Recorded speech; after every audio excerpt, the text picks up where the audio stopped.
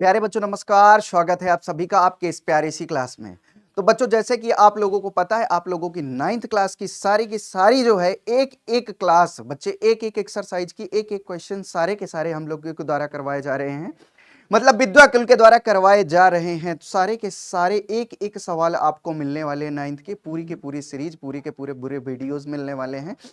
तो उस सीरीज में बच्चों मैं आप लोगों को पहले चैप्टर मतलब संख्या और संख्याओं के प्रकार जो है हमारी संख्या पद्धति है ना? बेसिकली हमारा चैप्टर का नाम क्या है? संख्या पद्धति। लेकिन उसमें संख्या तथा संख्याओं के प्रकार के ही क्वेश्चंस हैं, है ना? कैसे बनेंगे, क्या होंगे? सारे के सारे क्वेश्चंस मैं आपको समझाने वाला हूँ, सभी लोग देखेंगे बहुत ध्यान से।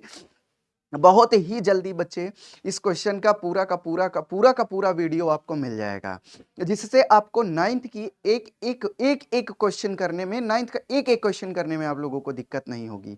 तो बच्चों हम लोग उस क्वेश्चन की कड़ी को स्टार्ट करते हैं और बढ़िया तरीके से और शानदार तरीके से, बेहतरीन तरीके से करेंगे बच्चों, क्योंकि अब संघर्ष जारी हो चुका है और रण संग्राम में जीत अपनी ही होनी है। तो सभी लोग तैयार हो जाओ और बढ़िया तरीके से क्लास को देखो, है ना? तो बच्चों आज का हमारा जो टॉपिक है वो है हमारा संख्या तथा संख्या की पद्धति से, सॉरी संख्या तथा संख्याओं के प्रकार से, है ना? चैप्टर का नाम बेसिकली हमारे क्या है? संख्या पद्धति। और उसमें पहला टॉपिक क्या है? संख्या तथा उनके प्रकार। तो सबसे पहले हम जानेंगे कि संख्या क्या होती है। तो बच्चों जानते ही हो दैनिक जीवन में जब से मतलब हम पैदा हुए हैं तब से ही हम संख्याओं का प्रयोग कर रहे हैं। अब तो बच्चों संख्याओं से ही हमारी पहचान भी होने लगी है। आधार कार्ड नंबर उसका एक बहुत बड़ा एग्जाम्पल है ना? आधार कार्ड नंबर से आपकी पूरी डिटेल सामने वाले के पास आ जाती हैं। तो जैसे कि हम लोग नंबर से यूज कर रहे थे, 1 हो गया, 2 हो गया, 3 हो गया, 4 हो गया, मम्मी ने कहा 4 रोटी लाओ, पापा ने कहा कि तुम्हारे पास कितनी पेन है? तो आपने कहा 2 पेन है पापा, 2 कॉपी की ज़रूरत है। तो मतलब हम लोग स्टार्टिंग से ही नंबर्स का यूज़ कर रहे हैं।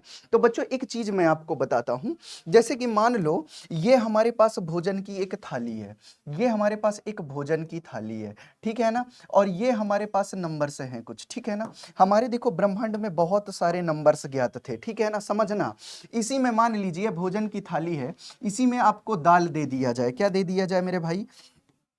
दाल दे दिया जाए, ठीक है ना?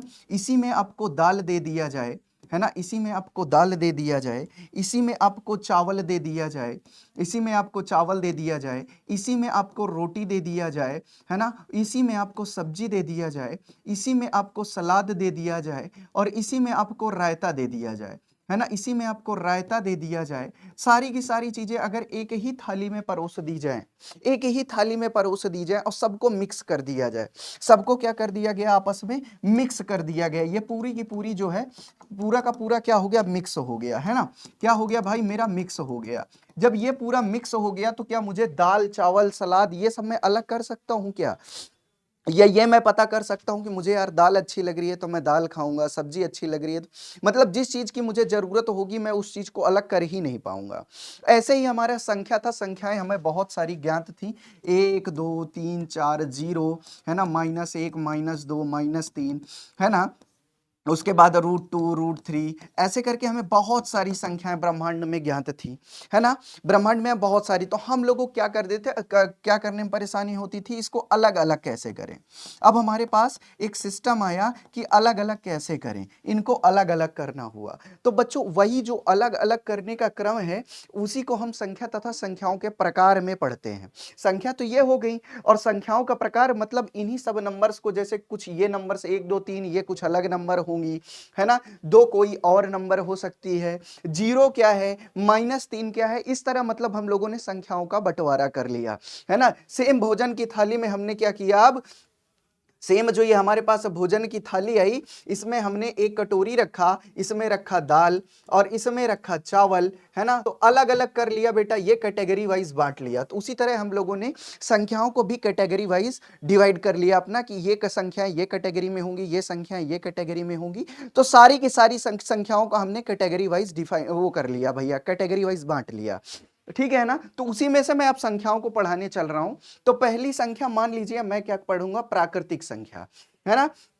उसी में सबसे पहले मैं क्या पढ़ने जा रहा हूं, प्राकृतिक संख्या। प्राकृतिक संख्याओं को ही हम नेचुरल नंबर्स कहते हैं। कौन सी नंबर्स कहते हैं बेटा, नेचुरल नंबर्स कहते हैं। अब नेचुरल नंबर्स होती क्या है बेटा, सीधी सी एक चीज हमको याद रखना है, एक चीज याद रखना है, जहां से हम गिनती स्टार्ट करें, जहां से हम गणना को स्टार्ट करें, गणना मतलब किसी भी चीज को गिनने के लिए, है ना। जैसे मेरे पास एक जैकेट है तो मैं ये तो नहीं कहूंगा कि मेरे पास 0 जैकेट है ना। मेरे पास 0 जैकेट, कभी ऐसा सुने हो क्या कि मेरे पास 0 जैकेट है, मेरे पास 0 बैग है, मेरे पास -1 बैग है, ऐसा सुने तो नहीं होंगे।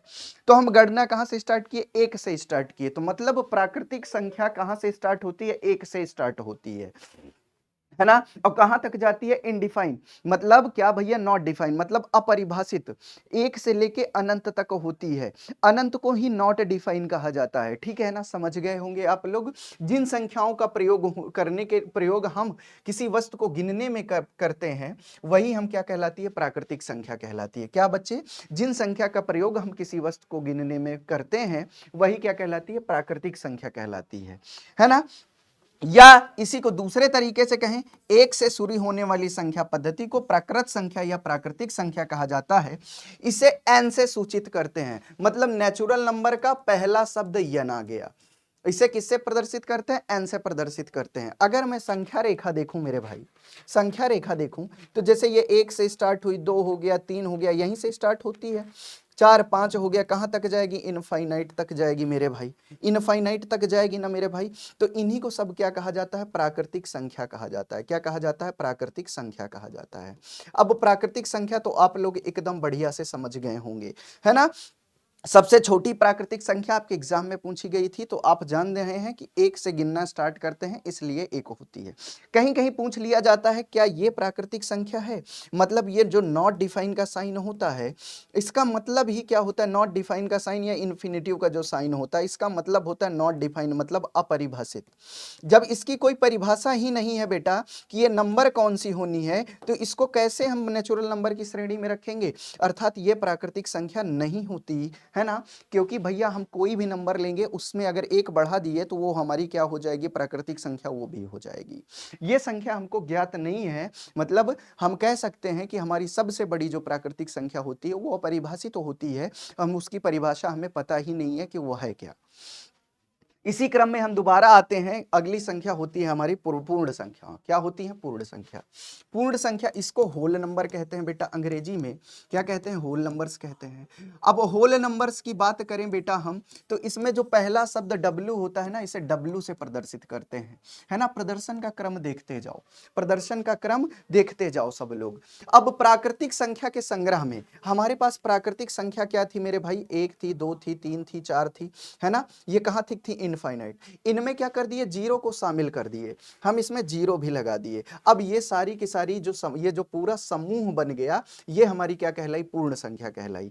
तो अब ये हमारी क्या हो गई मेरे भाई, ये पूर्ण संख्या हो गई। क्या हो गई मेरे भाई, पूर्ण संख्या हो गई, ठीक है ना। ये हमारी क्या हो गई, पूर्ण संख्या। इसका एक कॉन्सेप्ट और बताता हूं मैं आपको, ठीक है ना। पहली बात तो ये सारी की सारी क्या होती हैं, धनात्मक संख्याएं भी होती हैं, ये भी नोट कर लेना मेरे भाई, धनात्मक संख्या भी होती हैं, ठीक है ना। अब एक पॉइंट मैं बढ़िया सा बताता हूं, आपको कंफ्यूजन हो जाती होगी कभी कभी कि क्या, है ना, कि क्या मतलब ये जो है पूर्ण संख्या, क्या भैया ये जो पूर्ण संख्या होती, क्या 1.24 भी पूर्ण संख्या है, क्योंकि भाई आती तो 1 के बाद है। नहीं बेटा, नहीं बेटा, क्यों क्यों नहीं, मैं बताता हूं।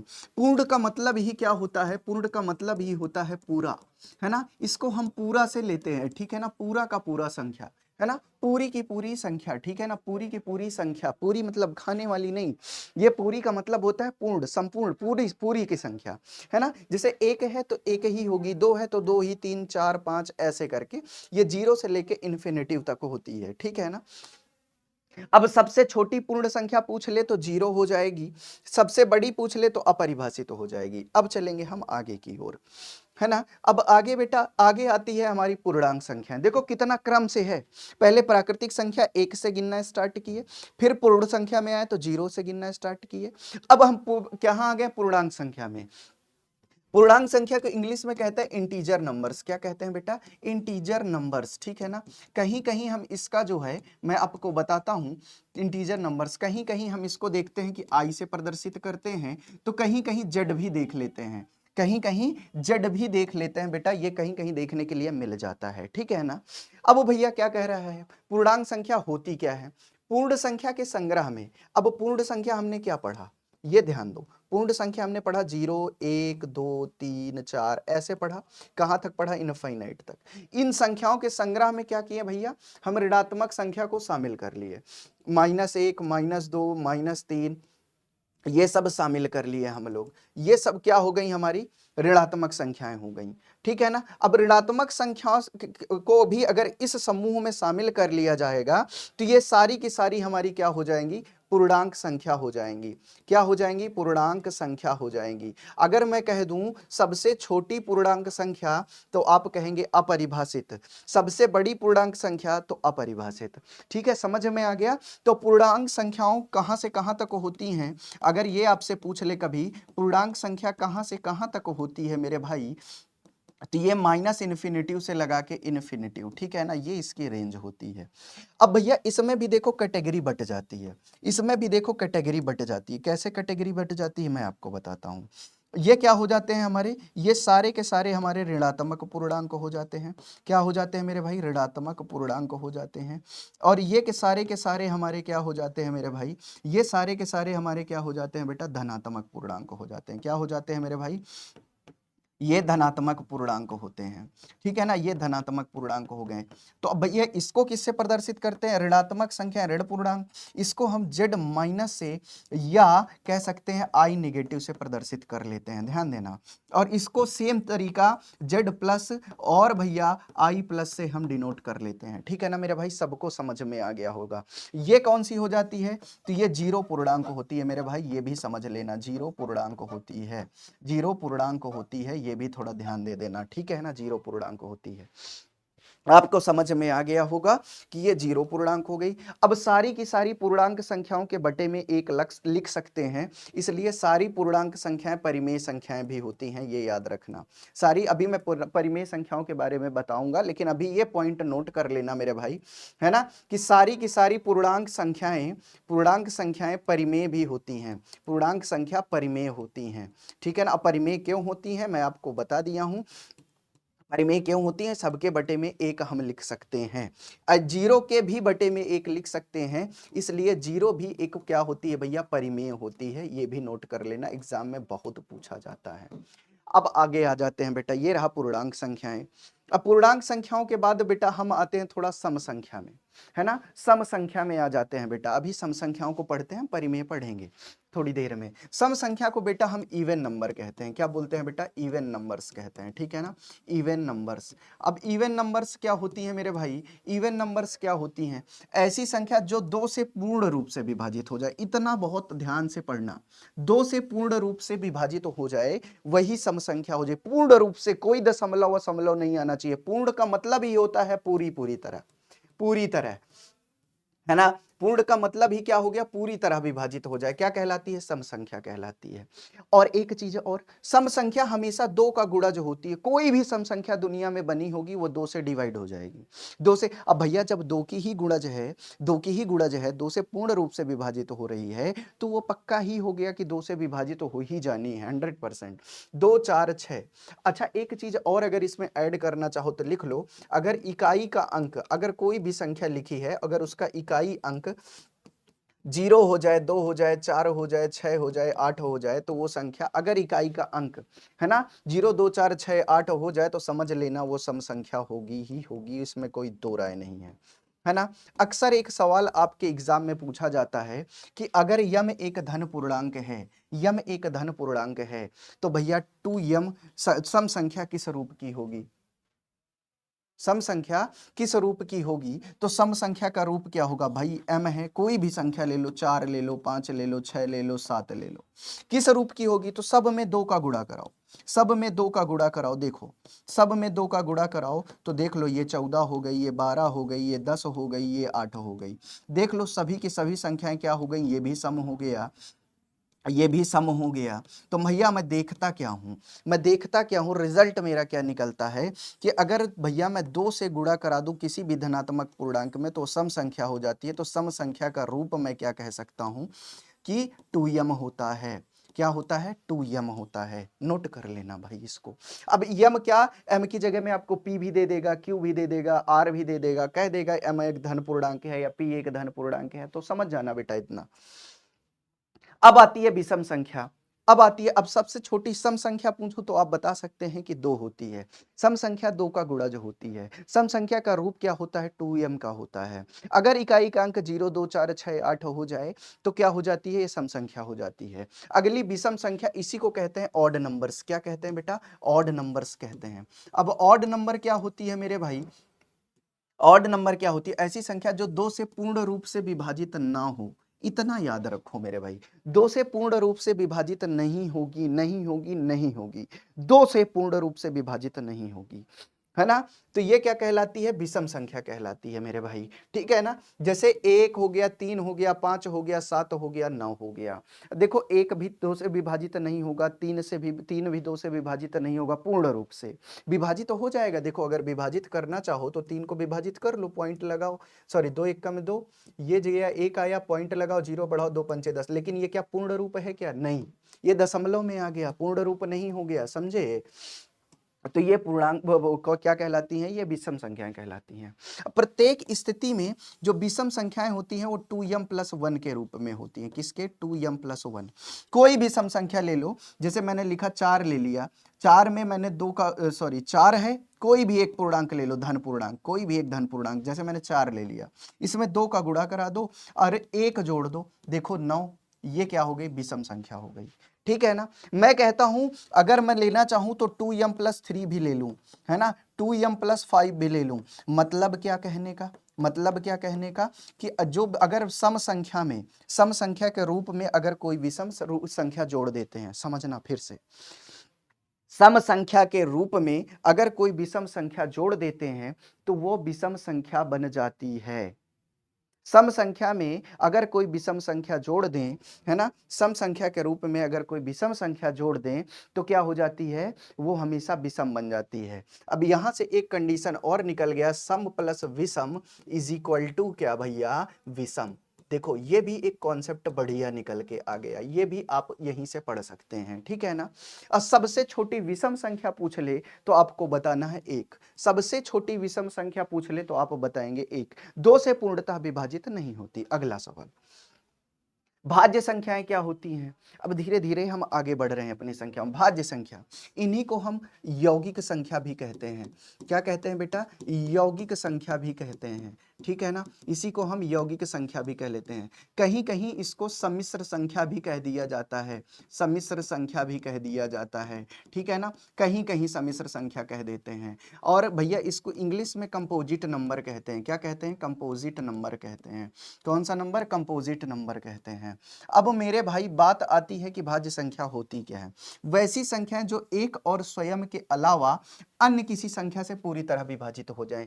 मैंने क्या कहा, एक होगा इसका गुणनखंड, गुणनखंड पे आ जाओ, हमेशा गुणनखंड पे आया करो, ठीक है ना। गुणनखंड पे आया करो इसके। गुणनखंड क्या मतलब, जैसे 4 का गुणनखंड हो गया तो क्या हो जाएगा, 1 गुणे 2 गुणे कितना 2, ठीक। तो अगर मैं 4 के फैक्टर देखूं तो 1 भी होता है, 4 भी होता है। मतलब ये कैसे कट जाएगा, 4 किससे किससे कट जाएगा, ठीक है ना। इसी को बेटा अपवर्तक भी कहते हैं, अपवर्तक भी कहते हैं। किससे किससे कट जाएगा मेरे भाई, 1 से भी कट जाएगा, 4 से भी कट जाएगा, 2 से भी कट जाएगा। तो यही सब इसके फैक्टर्स हो गए। तो मतलब कितने गुणनखंड, 2 से अधिक गुणनखंड।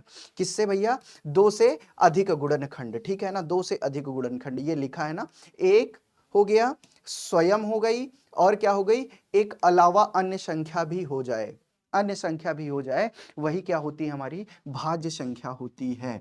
यही कंपोजिट नंबर होते हैं, 4 6 8 10 ऐसे करके। अब सबसे छोटी अर्थात ऐसी संख्या जिसके 2 से अधिक गुणनखंड होते हैं। अगर आपसे इसी में पूछ लिया जाए सबसे छोटी भाज्य संख्या कौन सी होगी, तो आपको तुरंत पता होना चाहिए, है ना, तुरंत पता हो जाना चाहिए कि क्या होती है भैया, 4, है ना। सबसे छोटी 4, क्योंकि एक भी नहीं होगी, एक का केवल एक ही गुणनखंड होता है, वो भी स्वयं एक, है ना। दो का क्या होता है बेटा, 2 का स्वयं 2 होती है और 1 होता है। 3 का क्या होता है, स्वयं 3 होती है और 1 होता है। इस समय क्या कह रहा है, स्वयं होना चाहिए, 1 होना चाहिए और भी संख्या होना चाहिए, अन्य संख्या भी होना चाहिए, ठीक है ना, ये याद रखना। सम्मिश्र संख्या का रूप क्या होता है, तो बेटा एक होना चाहिए, अन्य संख्या होना चाहिए, एक और भाजक हो जाए, वो भी सम्मिश्र संख्या का रूप हो जाता है, ठीक है ना, ये समझ में आ गया होगा।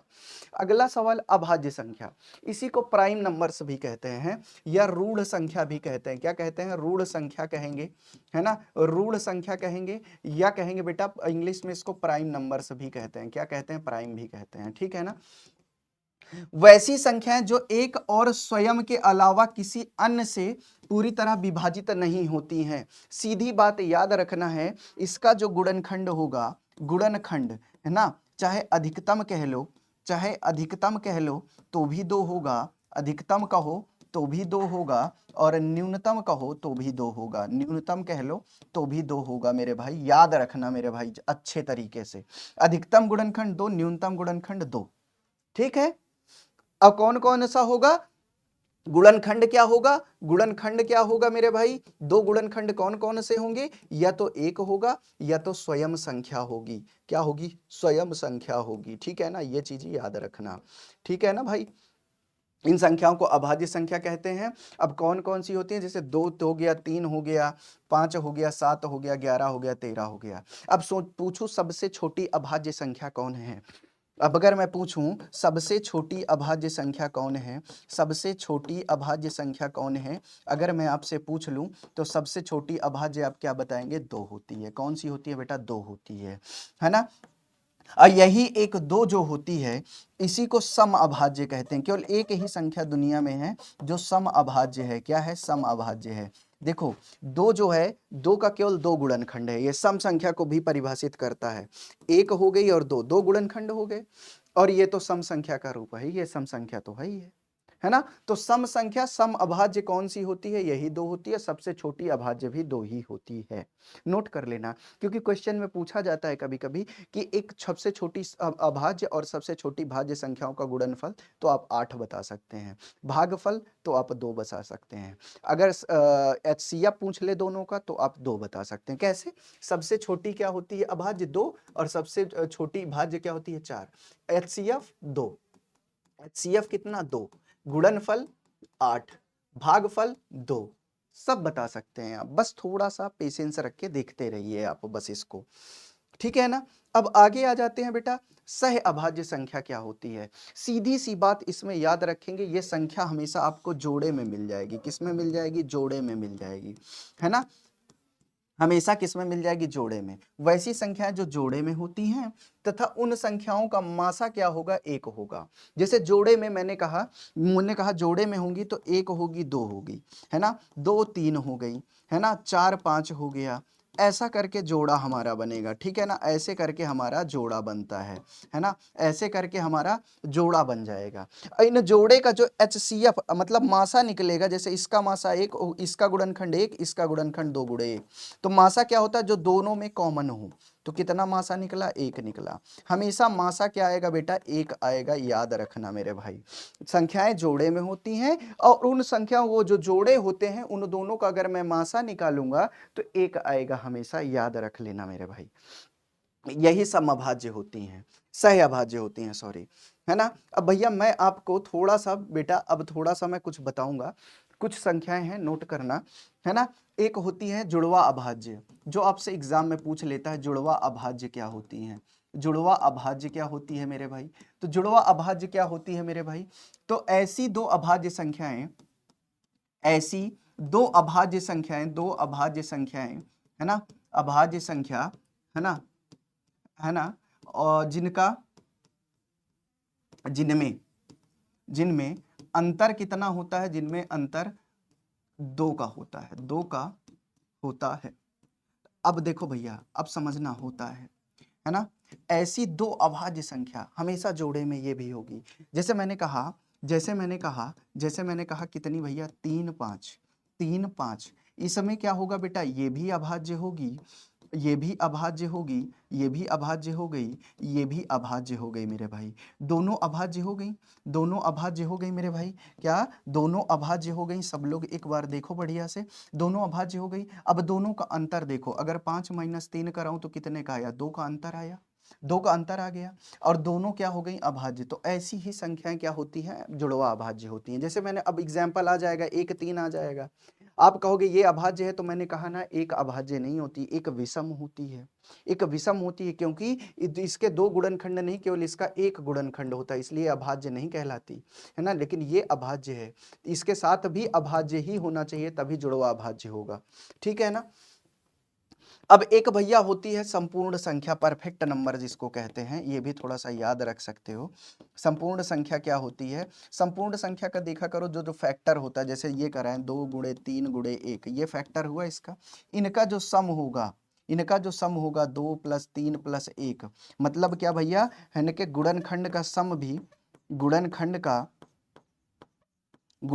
का योग जो होता है, योग जो होता है वो स्वयं संख्या होती है। क्या होती है भाई, स्वयं संख्या होती है, स्वयं संख्या हो जाती है। 2 3 5 1 6 बराबर 6, ये देखो यही संपूर्ण संख्या, या इसको परफेक्ट नंबर भी कहते हैं। ये ट्विंस प्राइम हो गई, इंग्लिश में इसको ट्विंस प्राइम कहते हैं, ट्विंस प्राइम कहते हैं। और इसको क्या कहते हैं बेटा, संपूर्ण संख्या को परफेक्ट नंबर भी कहते हैं। क्या बोलते हैं बेटा, परफेक्ट नंबर भी कहते हैं। सब लोग ये चीजें समझ लेना बढ़िया से, ठीक है ना। मैंने लगभग सारे नंबर्स की आपको जानकारी दे दी है। अब बचती है वास्तविक संख्या, इसी में से सारी संख्याएं आती हैं, तो इसको संख्याओं का जनक भी कह सकते हैं।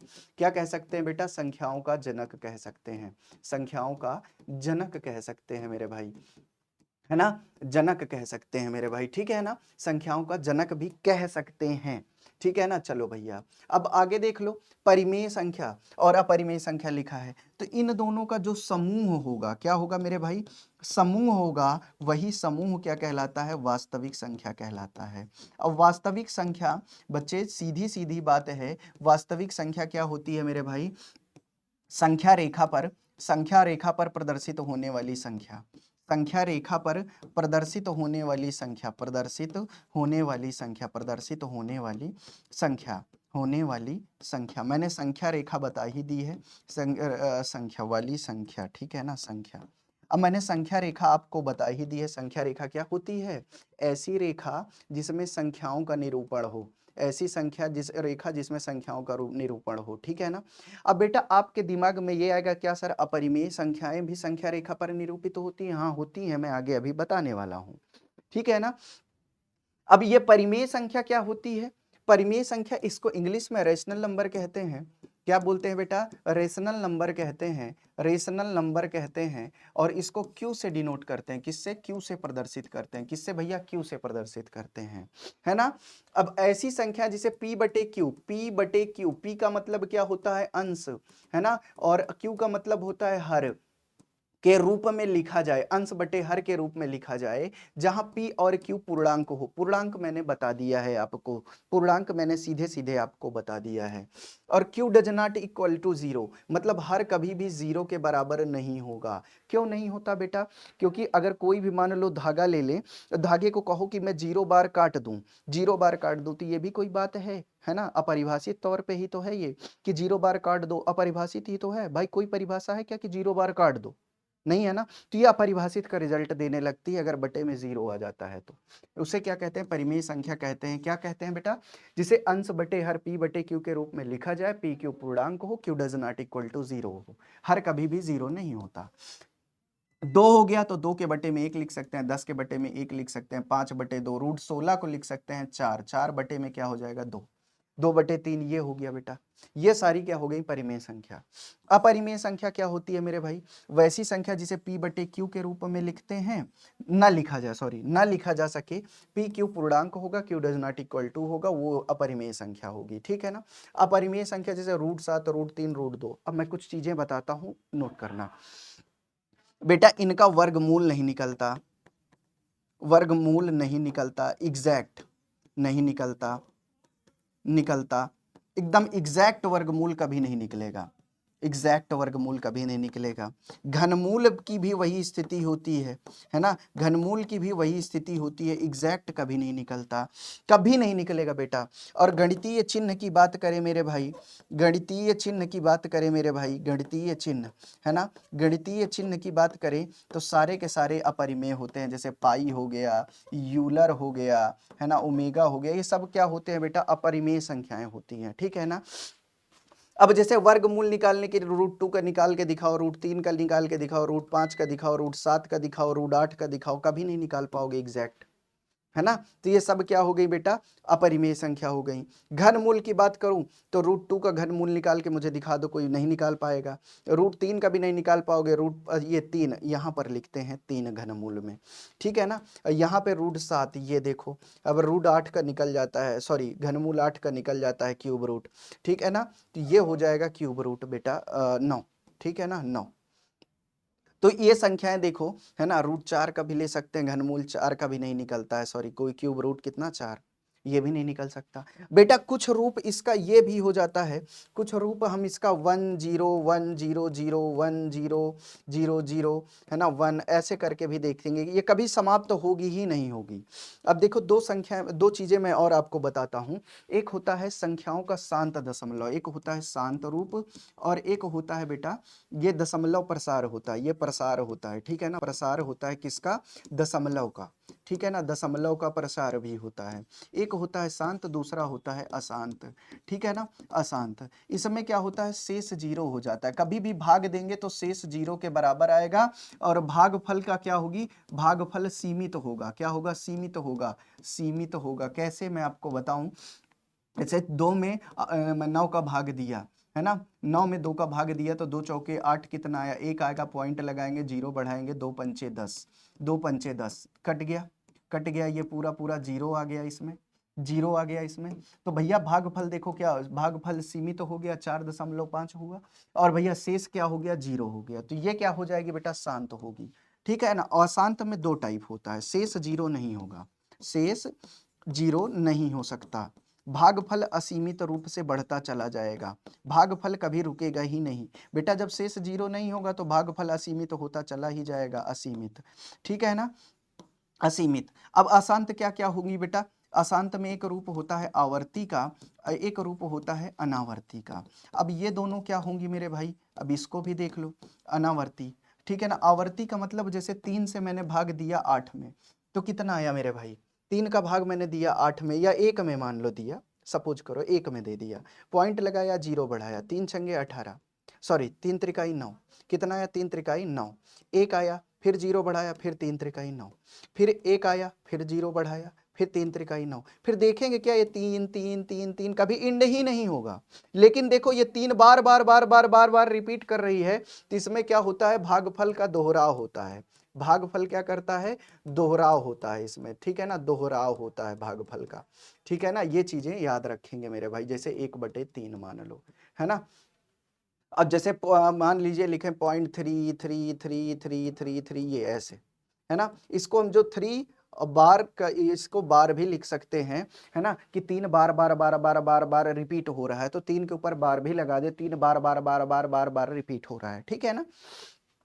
अनावर्ती, भागफल का दोहराव नहीं, भागफल का दोहराव नहीं होता, का दोहराव नहीं होता, दोहराव नहीं होता, ठीक है ना। जैसे कि मैंने क्या किया, एग्जाम्पल के तौर पे मैंने लिखा 22/7 को करा के देखो, 7 का 22 से भाग कराओ, 7 तरीका 21, 1 आया मेरे भाई, पॉइंट लगाओ, 0 बढ़ाओ, 7 1 में 7 कितना आया, 3 आया, है ना, 3 आया, फिर 0 लगाओ तो 7 चौके 28 हुआ, फिर भैया 2 आया, फिर 0 लगाओ, 7 दूनी 14 आ गया, है ना, फिर लगा 6 आया, 0 बढ़ाओ, 7 8 56, मतलब ऐसे करके ये संख्या कभी रिपीट भी नहीं होगी, ये संख्या कभी भी रिपीट नहीं होगी। तो भागफल रिपीट नहीं होता मेरे भाई, कह सकते हैं हम, है ना, कह सकते हैं जैसे 1 0 0 1 0 0 0 1 0 0 0 0 0, है ना, ऐसे करके, ठीक है ना। मान लो 2 भी हो गया तो 2 0 2 1 मान लो, है ना, 2 1 मान लो, फिर भैया क्या किए, फिर 2 लिख दिए, फिर 1 लिख दिए, फिर 2 लिख दिए, फिर 1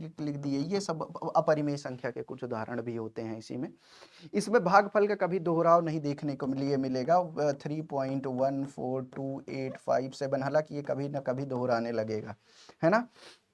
लेकिन मैं एक एग्जाम्पल के तौर पे बताया हूं कि देखो दोहराव नहीं होता और अनंत तक जाती है। इसमें क्या होता है, दोहराव होने लगता है।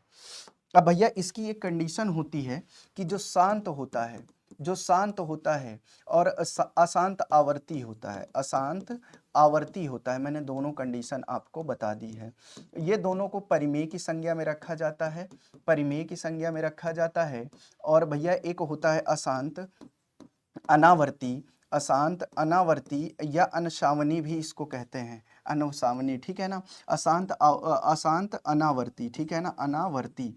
ये किसकी श्रेणी में आता है, तो ये आता है अपरिमेय की श्रेणी में। ये थोड़ा सा याद रखेंगे, एक्स्ट्रा जानकारी है ना, एक्स्ट्रा जानकारी है, सवाल आपके इससे मिलेंगे, ठीक है ना। अब चलो आ जाते हैं बेटा किस पर, थोड़ा एक्सरसाइज पे आ जाते हैं। तो 1.1 एक्सरसाइज है, क्या शून्य एक परिमेय संख्या है, आपसे पूछा जाए तो बेटा अभी बताया हूं कि हाँ शून्य एक परिमेय संख्या है, हाँ शून्य एक परिमेय संख्या है। अब कह रहा है क्या आप इसे p/q के रूप में लिख सकते हैं, तो हाँ लिख सकते हैं। कैसे, मैंने कहा 0/1, तो ये बराबर क्या हो गया 0, है ना। अपरिमेय है ना, देखो p/q के रूप में है ना। 0 भी एक पूर्णांक है, 1 भी एक पूर्णांक है, और q does not equal to 0 है। देखो 0 है ना परिमेय, पूरा का पूरा परिमेय को फॉलो कर दे रहा है, बस हो गया, सवाल खत्म। अब आगे 3 और 4 के बीच 6 परिमेय संख्याएं लिखिए। बेटा सबसे बड़ी बात, कितनी परिमेय संख्या कह रहा है, 6 ना, तो 6 को मान लो n बराबर 6 मान लो, इसमें 1 जोड़ दो तो n+1 कितना हो जाएगा, 6 + 1 = 7। अब क्या करो कि 3 लिख लो और 4 लिख लो, ठीक है ना, लिख लिए। अब 3 में भी 7/7 का गुणा कर दो और 4 में भी 7/7 का गुणा कर दो, तो कितना है 21/7, और ये हो गया 28/7। देखो एकदम नॉर्मल तौर पे 21/7 लिख लो यहाँ पर, और यहाँ पर लिख लो मेरे भाई, यहाँ पर लिख लो बेटा 28/7। देखो ये 3 है, 7 तरीके का इस 3 है, और 7 चौके 28, 4 है, इसके बीच कितनी संख्या है, 22/7, 23/7, 24/7। अब कितनी भी लिख सकते हो आप, 25/7, 26/7, 27/7। ये देखो लिख गई, ये संख्याएं लिख गई ना, 1 2 3 4 5 6। समझ गए, सभी लोगों को समझ में आ गया होगा मेरे हिसाब से। प्रत्येक प्राकृतिक संख्या एक पूर्ण संख्या होती है। मैंने कहा प्रत्येक प्राकृतिक संख्या, प्राकृतिक क्या होती है, 1 2 है ना, 3 4, है ना, कहाँ तक होती है मेरे भाई, तो इनफाइनाइट तक होती है। ये क्या हो गई मेरे भाई, ये हो गई प्राकृतिक, क्या हो गई मेरे भाई, प्राकृतिक हो गई मेरे भाई। अब भाई मुझे एक बात बताओ, क्या प्राकृतिक संख्या पूर्ण संख्या होती है, तो पूर्ण क्या होती है ये भी नोट कर लो एक बार, है ना। ये 0 हो गई, 1 हो गई, 2 हो गई, 3 हो गई, 4 हो गई, है ना, ये पूर्ण संख्या होती है। ये क्या होती है मेरे भाई, पूर्ण होती है। तो मेरे भाई सवाल क्या पूछ रहा है, सवाल क्या पूछ रहा है, क्या प्राकृतिक पूर्ण होती है।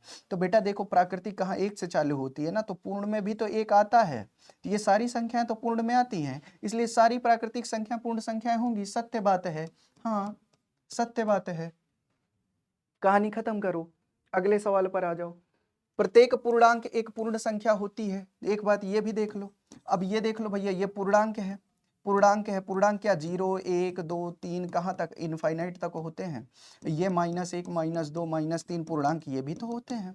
तो क्या ये मुझे बताओ पूर्ण संख्या ये निगेटिव होती है क्या, पूर्ण संख्या निगेटिव होती है क्या, नहीं, तो नहीं होगा, बस कहानी खत्म, ठीक। प्रत्येक परिमेय संख्या एक पूर्ण संख्या होती है। तो अभी मैंने कहा कि मान लो कि 3 है, ये तो मान लीजिए पूर्णांक है, तो ये परिमेय हो गई, है ना, ये परिमेय, सॉरी ये परिमेय हो गई, क्या भैया, ये परिमेय हो गई, 3 हो गई, ये परिमेय भी है, 3/1 कर लेंगे तो परिमेय भी है, परिमेय भी है, और पूर्ण भी है, पूर्ण भी है, ठीक है ना, पूर्ण भी है। लेकिन अगर 3/4 में कह लूं, तो 3/4 क्या पूर्ण है क्या, परिमेय तो है, परिमेय तो है, लेकिन क्या बच्चे पूर्ण है, पूर्ण नहीं है, क्योंकि इसमें 3/4 आ गया। मैंने पूर्ण की बात बताई थी, पूरा पूरा होना चाहिए, तो ये पूर्ण नहीं होगी, पूर्ण नहीं होगी, तो सारी की सारी परिमेय पूर्ण कभी भी नहीं हो सकती, नहीं। आगे चलो, एग्जाम्पल से सारी चीजें समझो। प्रत्येक कथन सत्य है या असत्य बताना है, अपने उत्तरों की पुष्टि करना है मेरे भाई। प्रत्येक अपरिमेय संख्या एक वास्तविक संख्या होती है। मैंने कहा एक कॉन्सेप्ट आपको याद रखना है। कॉन्सेप्ट क्या है? वास्तविक है। और ये क्या है बेटा? परिमेय है। ये परिमेय है, ये परिमेय है और ये अपरिमेय है। मैंने स्टार्टिंग में ही बताया है ना, ये अपरिमेय है मेरे भाई। अब मुझे एक बात बताओ, कह क्या रहा है? वास्तविक, परिमेय और अपरिमेय का समूह होता है, ये बात आप जानते ही हैं। फिर आपसे कह रहा है प्रत्येक अपरिमेय संख्या एक वास्तविक होती है, तो सारी की सारी अपरिमेय वास्तविक होती ही है। क्योंकि भैया अगर मान लो ये पिता है, ये इसके बच्चे हैं, तो हर एक बच्चा तो अपने पापा का ही होगा ना, हर एक बच्चा तो अपने पापा का ही होगा ना। लेकिन हर, देखो भैया ये हो गया। अब कह दिया जाए दो बच्चे हैं, एक बच्चा पापा का होगा, हर एक बच्चा पापा का ही होगा, तो ये गलत बात है। मतलब कहने का क्या मतलब है, मैं समझाता हूं, है ना। प्रत्येक परिमेय संख्या एक वास्तविक संख्या होगी, हाँ।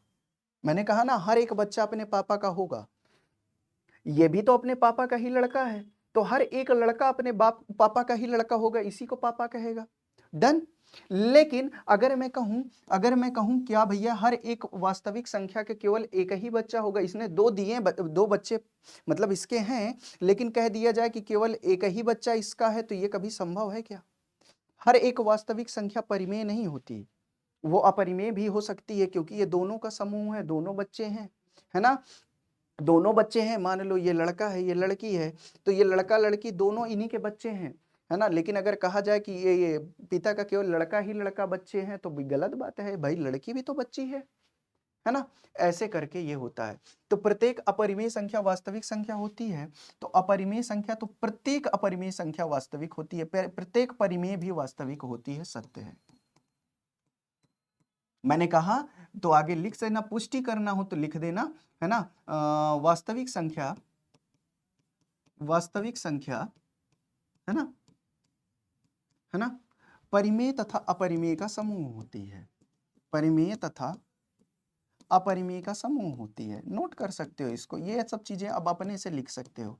अपरिमेय का समूह होती है, खत्म कहानी, पुष्टि हो गई उत्तर की, समूह होती है, खत्म हो गई कहानी। ये लो अगला सवाल देखो, संख्या रेखा पर प्रत्येक बिंदु रूट m के रूप का होता है। आप ये जान सकते हैं क्या भैया, मैंने मान लो संख्या रेखा पर 3 दिखा दिया, तो क्या ये रूट 3 के रूप का है क्या? रूप का है क्या? नहीं, क्योंकि इसका एग्जैक्ट वर्गमूल नहीं निकल सकता, इसलिए ये नहीं हो जाएगा। ऋणात्मक संख्याओं को ले लो, -1, -2, -3, है ना, कहाँ ये पूर्ण रूप की होंगी? अगर इसमें मैं रूट लगा दूं भैया, √2, तो ये चली जाएगी काल्पनिक संख्या। कहाँ चली जाएगी? काल्पनिक संख्या, ये काल्पनिक हो जाएगी। इसका अध्ययन हम 11th क्लास में करेंगे। काल्पनिक संख्याओं का अध्ययन हम कहाँ करेंगे? 11th क्लास में करेंगे, जहाँ पे हम इसका अलग से एक चैप्टर होगा सम्मिश्र संख्या, उसमें आपको ये पढ़ा दिया जाएगा। ठीक है ना। आगे चलो, प्रत्येक वास्तविक संख्या एक अपरिमेय संख्या होती है।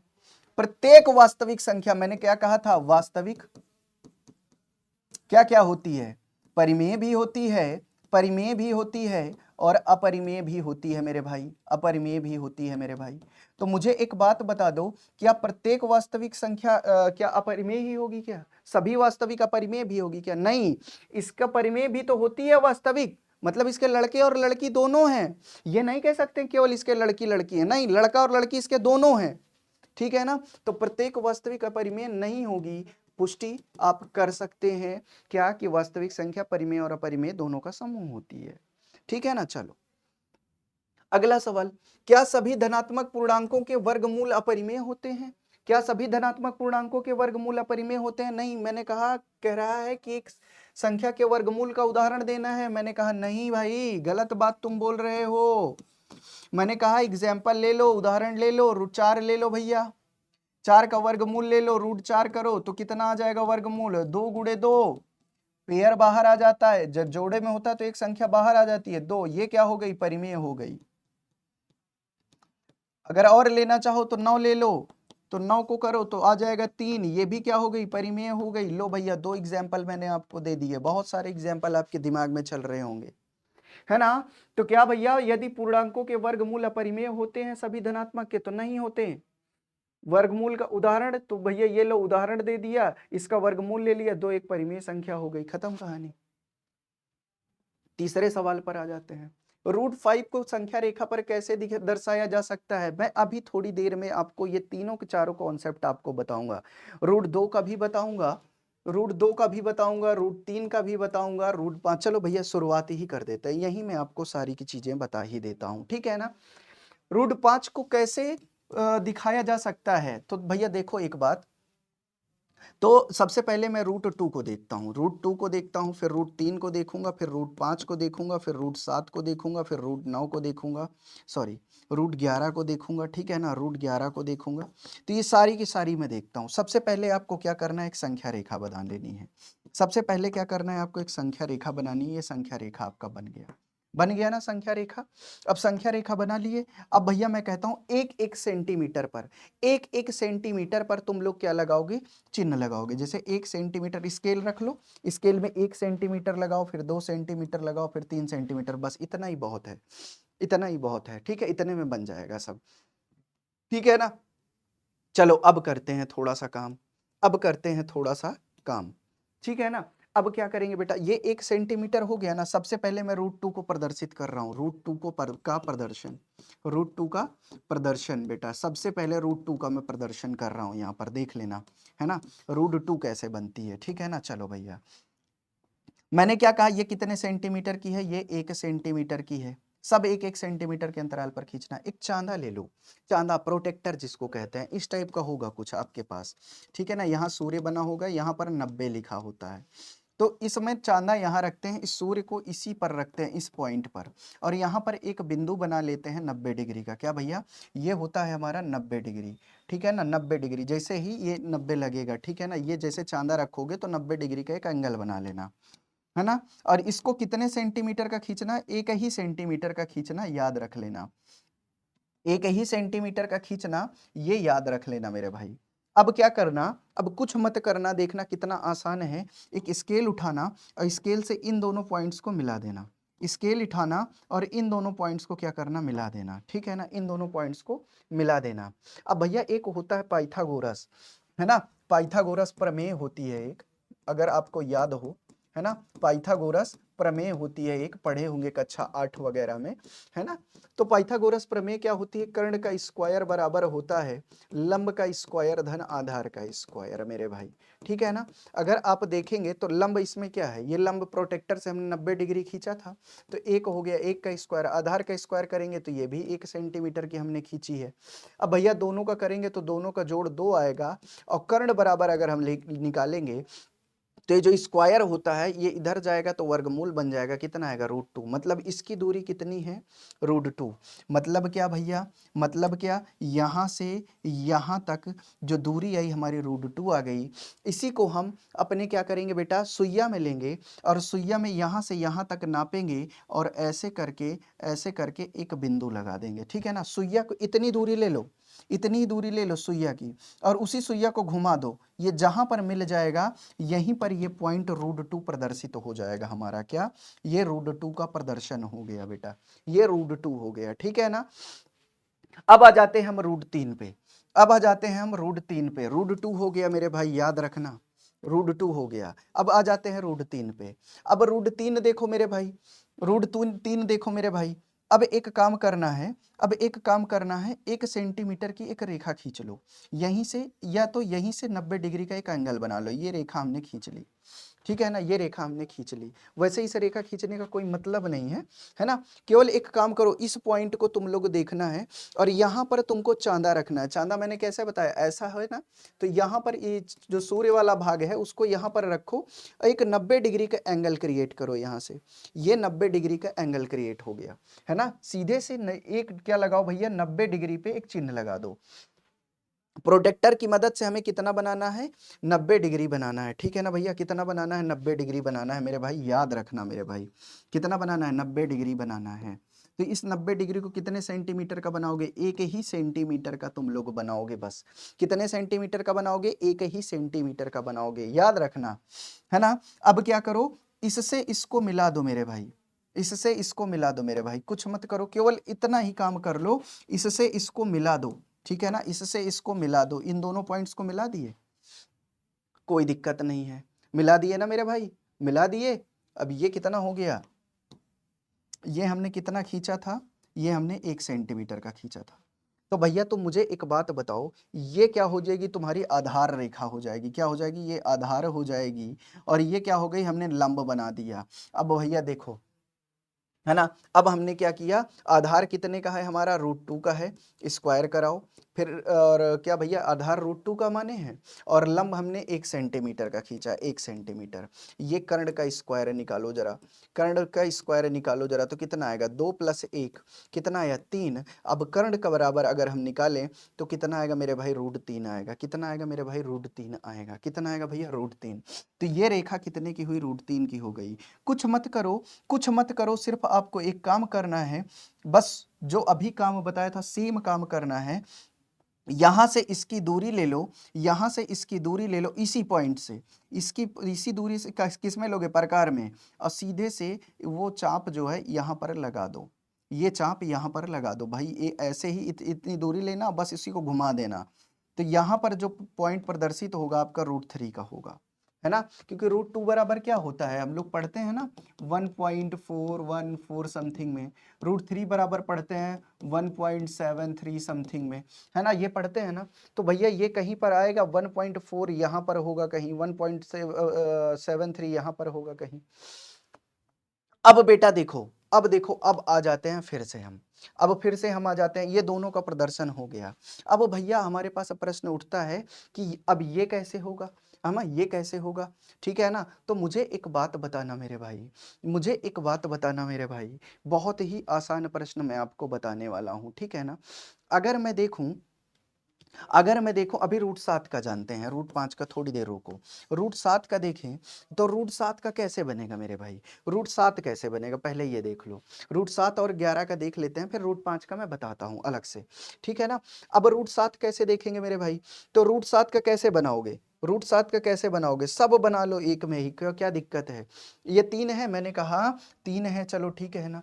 अब यहां पर देख लो थोड़ा सा, यहां पर जैसे मैंने लगाया √3 का स्क्वायर किया, √3 का स्क्वायर किया। अब देखो 7 कितने पर आ जाएगा, तो 3 में कितना जोड़ना होगा, 2 का स्क्वायर जोड़ना होगा, आपको दिमाग में तुरंत आना चाहिए, 3 + 4 कितना हो गया, 7। तो कर्ण बराबर अगर मैं निकालूंगा, ये तो कर्ण का स्क्वायर हो गया, तो कर्ण का स्क्वायर ये हो गया, ये क्या हो गया, आधार हो गया, ये क्या हो गया, लंब हो गया, ठीक है ना। तो भैया ये कितना आया, 7 आया, कर्ण का अगर मैं हटाऊंगा स्क्वायर तो ये रूट हो जाएगा, बस खत्म कहानी। ये 1 सेंटीमीटर का है। अब 1 सेंटीमीटर यहां से और खींच लो, 1 सेंटीमीटर यहां से, या तो आधार इसी को ले लो, ठीक है ना, आधार हम किसको लिए हैं, ये यही ले लो, ठीक है ना, आधार हम इसको ले लिए। अब आधार से कितना सेंटीमीटर खींच दो, 2 सेंटीमीटर खींच दो, कितना सेंटीमीटर खींच दो, 2 सेंटीमीटर खींच दो, ठीक है ना। या 1 सेंटीमीटर ये पूरा हो गया, अब 1 सेंटीमीटर ये ले लो, है ना। अब ये पूरा है बन रहा है, ठीक है ना, ये पूरा है बन रहा है, 1 सेंटीमीटर का ही खींचो, है ना, 1 सेंटीमीटर को बेस ना छोड़ो, ये 1 सेंटीमीटर का खींच दो, है ना। अब ये पूरी लाइन हो गई मेरे भाई, ये ध्यान देना, ये पूरी लाइन हो गई। अब इससे क्या करो, इस पॉइंट को क्या करो मेरे भाई, इस पॉइंट को इससे मिला दो, इस पॉइंट को इससे मिला दो, तो भैया ये √3 हो गई, और ये पूरी की पूरी कितनी हो गई, 2 हो गई, 2 सेंटीमीटर की हो गई, 2 सेंटीमीटर की हो गई, है ना। अब भैया, अब ये 2 और ये 3, ये कितना हो गया, 7 हो गया ना, तो ये कितने प्रदर्शित हो गए, √7 हो गया। इस रेखा की लंबाई √7 हो गई मेरे भाई। तो अब कुछ मत करो, केवल एक काम करना है आपको, यहां से प्रकार से इसकी दूरी ले लो, और ये जाके ऐसे ही ऐसे ऐसे ऐसे ऐसे से घुमा दो, तो कुछ यहाँ पर आएगा, और यहाँ पर क्या प्रदर्शित हो जाएगा, √7 प्रदर्शित हो जाएगा, √7 प्रदर्शित हो जाएगा। देखो मैंने सब बता दिया, √2, √3, √7। अब √11 का करना है तो कैसे करोगे, अब जैसे √7 का स्क्वायर करा दो, प्लस 2 का स्क्वायर करा दो, ठीक है ना। अब यहां से इसको लेना है, इसको, ठीक है ना।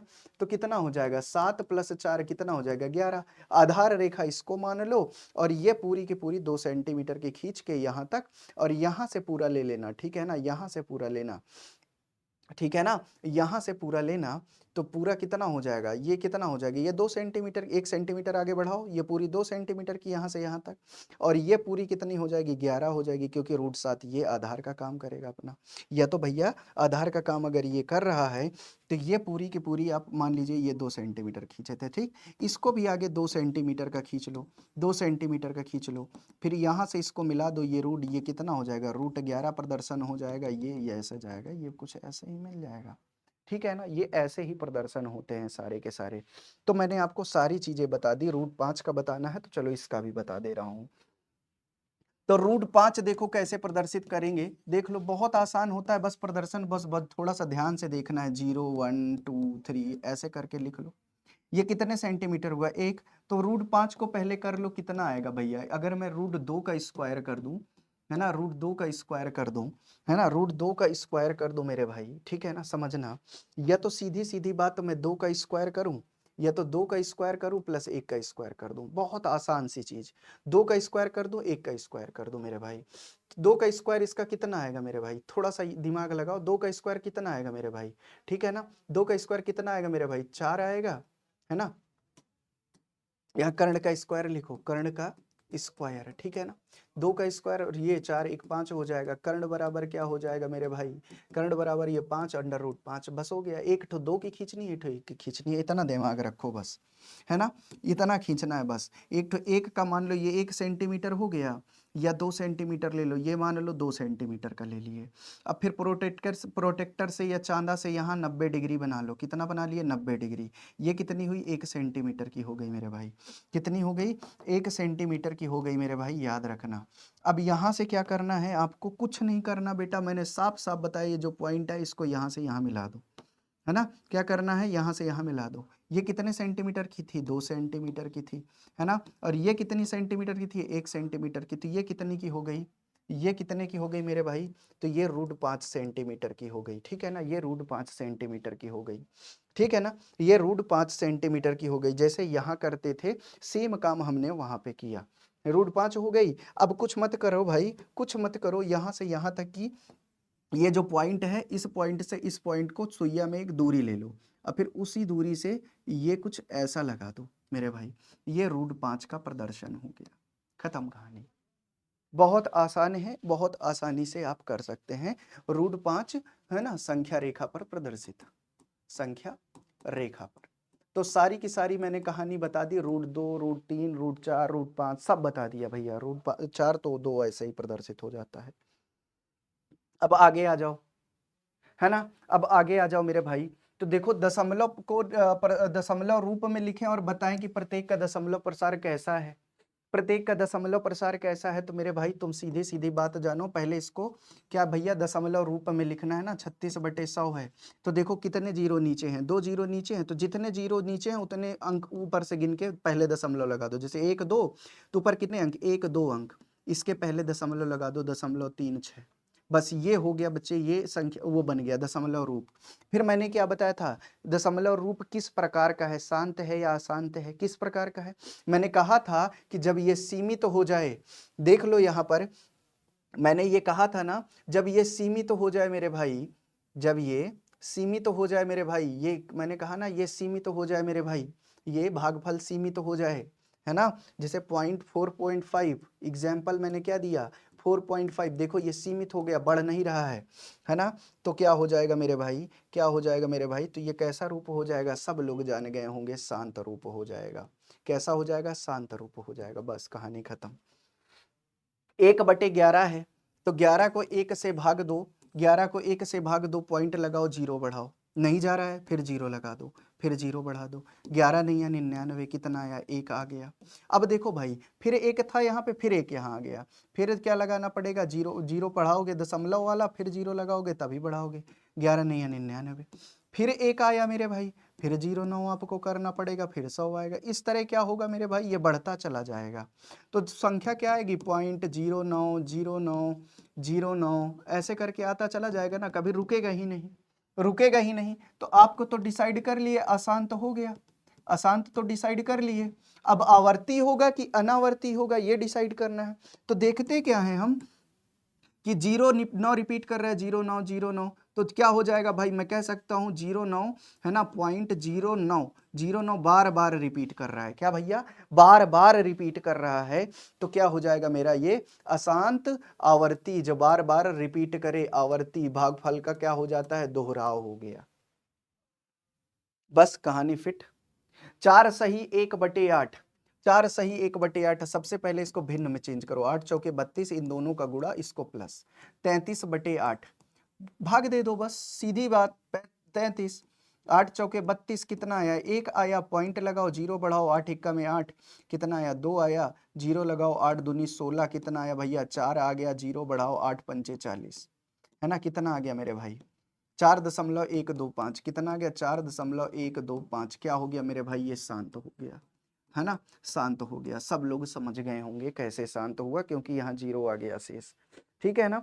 अब ये सवाल सब अपने से कर लेना मेरे भाई, ये सब सवाल अपने से करना होमवर्क पे, है ना, सब सवाल सेम है, सब सवाल सेम है। अब आगे देखो, अब ये सवाल आ गया दूसरे नंबर का, है ना, कह रहा है 1/7 बराबर इतना है दिया गया है, कितना दिया है, 1/7 बराबर 0.1428557।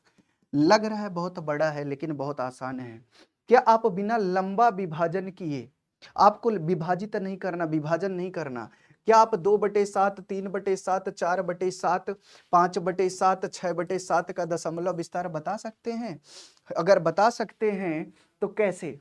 भाई मैं साफ बताता हूं कैसे करना है। 1/7 ऐसे हुआ, तो अब भाई अगला स्टेप 2/7 का निकालना है ना, तो इसमें किससे गुणा कराओ, 2 का गुणा कराओ, तो कितना हुआ 2/7। जो भी इधर गुणा कराएंगे सेम गुणा उधर कराएंगे, तो 2 गुणे कितना भैया, 0.142857 करा दो, कितना आएगा, 2 सते 14 की 4, 2 पंचे 10, 1 11, 2 अठे 16, 1 17, 2 दुनाई 4, 1 5, 2 चौके 8, 2 1 में 2.284, क्या आएगा भाई, 0.285714। ये लो भैया, ये 2/7 का मान आ गया। अब भैया इसी पे से क्या 3/7 का मान कराना है, तो 3/3, 3 से गुणा करा दो, 3/7 हुआ, 3 से गुणा करा दो, 0.142857 कराओ मेरे भाई। तो 3 से गुणा कराओगे, 3 सते 21, 3 पचे 15, 2 17, 3 अठे 24, 24 1 25, 3 दूनी 6 और 2 8, और 3 चौके 12 की 2, 3 एकम 3 1 4, पॉइंट लगा दो, है ना, 0.428571, है ना, 28571। ये हो गया 3/7 का मान। ऐसे ही आप 4/7, 5/7, 6/7 का मान ज्ञात कर सकते हैं। कितना आसान सवाल है देखिए। अब इसको HW पे आप अपने से कर सकते हो, कोई बड़ी बात नहीं है। अब भैया कह रहा है कि निम्नलिखित को P/Q के रूप में व्यक्त करें, जहां P और Q पूर्णांक है। देखो मैं इसको दो तरीके से, एक बेसिक बता देता हूं, ट्रिक भी बता देता हूं कैसे होता है। तो जैसे 0.6 है ना बेटा, है ना, P/Q के रूप में व्यक्त करना है। अरे ये तो नॉर्मल वाले सवाल हैं। 0.6 है तो पहला सवाल 0.6, मैंने क्या कहा, पॉइंट हटाओ, पॉइंट के नीचे 1 लगा दो। कितने अंक बाद हैं पॉइंट के, 1 अंक है ना, पॉइंट के बाद कितने अंक, 1 अंक, तो 1 0, 6/10, है ना, 6 को काट दो, 2 3 6, 2 पंचे 10, कितना आया, 3/5, P/Q के रूप में व्यक्त। दूसरा करा दो 0.47, तो पॉइंट हटाओ, कितने अंक हैं, 2 अंक हैं, तो 2 अंक लगा दो, पॉइंट के नीचे 1, बाकी 2 अंक, तो कितना हो गया बेटा, 47/100 आ गया, है ना, कितना आ गया बेटा, 47/100 आ गया। तीसरा अपने से भी करा सकते हो, तीसरा अपने से भी करा सकते हो, 0.001 है, पॉइंट हटाओ, पॉइंट के नीचे 1 आ गया, बाकी 3 अंक बाद में है, तो 3 अंक 0 बढ़ा दो, कितना है, 1/1000, है ना। तो ऐसे आप करा सकते हैं, कोई बड़ी बात है नहीं इसमें। P/Q के रूप में व्यक्त करें, क्या आप अपने उत्तर से आश्चर्यचकित हैं अपने शिक्षक और सहपाठियों के? तो भैया कोई भी संख्या हो उसको P/Q के रूप में व्यक्त कर लीजिए, है ना, हाँ होमवर्क पे ये कर लीजिएगा, P/Q के रूप में व्यक्त कर सकते हैं आप, ठीक है ना। चलो 1/17 के दशमलव प्रस्तार को में अंकों के दोहराव किए जाने वाले ब्लॉक में अधिकतम कितने अंक हो सकते हैं? देखो 17 को 1 से भाग करो, सॉरी 1 को 17 से, तो पॉइंट लगाओ, 0 बढ़ाओ, नहीं जा रहा, 0 बढ़ाओ, 0 आ गया, कितना आ गया बेटा बताएंगे एक बार, 17 1 में 17, 17 दूनी 34, 17 3 51, 17 चौके 68, 17 50 85, 17 6 में 102, 5 बार, है ना, 85 आया ना, तो कितना है, 10 में से 5 गया 5, और यहाँ पर कितना बचा, 9 में से 8 गया 1, जरा मुझे बताओ क्लियर है क्या? जब बेटा जैसे 17 है, 17 में से 1 का भाग कर रहे हैं ना, तो जैसे देखो पॉइंट लगाओ, 0 बढ़ाए, नहीं जा रहा है ना 10, तो तब 0 और बढ़ाते हैं 1, तब 100 हो गया। ठीक है ना, 17 50 85। अब 15 आ गया, फिर 0 बढ़ा दो। 17 तो कितना, 17 छंग में 102, 17 सत्ते 119, 17 अट्ठे 136, 17 नौया में 153, 17 अट्ठे 136। फिर करा दो। 10 में से 6 गया 4, कितना आया, 4 में से 3 गया 1, 14 हुआ। फिर 0 बढ़ा दो, फिर 17 अट्ठे 136, कितना आया मेरे भाई, 4 आ गया। फिर 0 बढ़ा दो, 17 दूनी का 34, फिर कितना आया मेरे भाई, 6 आ गया। तो मेरे भाई एक बात बताना, कितना है, 10 में से 4 गया 6 आ गया।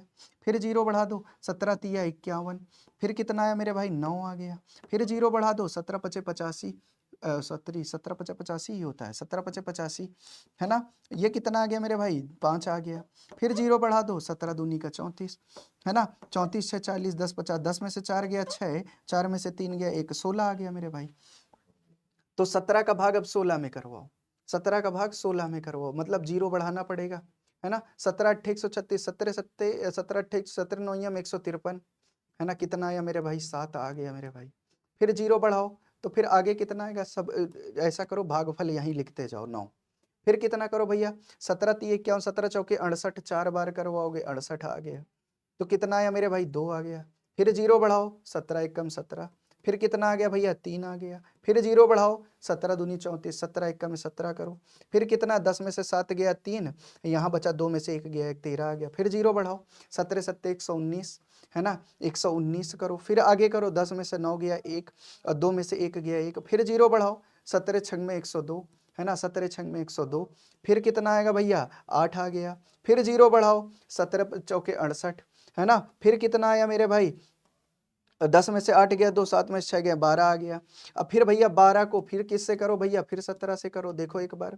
फिर 0 बढ़ाओ, तो कितना आया मेरे भाई, कितना आया मेरे भाई, 17 छंग में 17 सत्ते 119, कितना आया मेरे भाई, 17 सत्ते 119, है ना, 17 सत्ते 119। तो कितना आ गया भैया, 1 आ गया। देखो भैया, ये देखो 1 आ गया ना मेरे भाई, ये 1 यहाँ भी था ना। अब भागफल का दोहराव होने लगेगा। तो कितने अंक हैं कुल, 1 2 3 4 5 6 7 8 9 10 11 12 13 14 15 16 अंक, है ना। तो दोहराव जाने वाले ब्लॉक में अधिकतम कितने अंक हो सकते हैं, तो कितने अंक हो सकते हैं, अधिकतम 16 अंक हो सकते हैं। अपने उत्तर की जांच के लिए भाग करें, भाग कर दिया मैंने, ठीक। अब आगे देखो, P बटे Q के रूप में परिमेय संख्याओं कई उदाहरण देखे, जो P और Q जिनमें Q एक के अलावा कोई सामान्य कारक ना हो। जैसे P बटे Q रखो ना, तो इनमें जो मतलब संबंध हो, P Q का मासा कितना है, P और Q का मासा कितना है बेटे, बेटा 1 आए। कितना है मेरे भाई, 1 आए बेटा, ठीक है ना। मासा कितना है, 1 आए, ठीक है ना, मासा 1 हो, ठीक है ना। सामान्य उनके शांत दशमलव प्रतिनिधित्व में आप क्या अनुमान लगा सकते हैं, Q को किस गुणांक से संतुष्ट करना चाहेंगे, Q को 2 या 5 से संतुष्ट करना मेरे भाई। जैसे 2 3 बटे 2 रख लेना, है ना, 4 बटे 5 रख लेना, सब में देख लेना बेटा, है ना, 4 बटे 5 रख लेना बेटा, शांत दशमलव सब में आएगा, है ना। शांत 2 तेई 2 दुनाई 4, सॉरी 2 एक्का में 2, 1 आया, 2 पंचे 10, 1.5 हो गया। 5 से करोगे तो पॉइंट लगाओगे, 5 अठे 40 हो जाएगा, 0.8। तो मतलब 2 और 5 लिख देना, Q को किस गुणांक से संतुष्ट करने चाहोगे, 2 और 5 से लिख देना। 2 और 5 जब भी नीचे रखना, बस 2 और 5 ही नीचे रखना, इसके सिवाय कुछ मत रखना, या 2 5 का गुणज रख देना, ठीक है ना, है ना।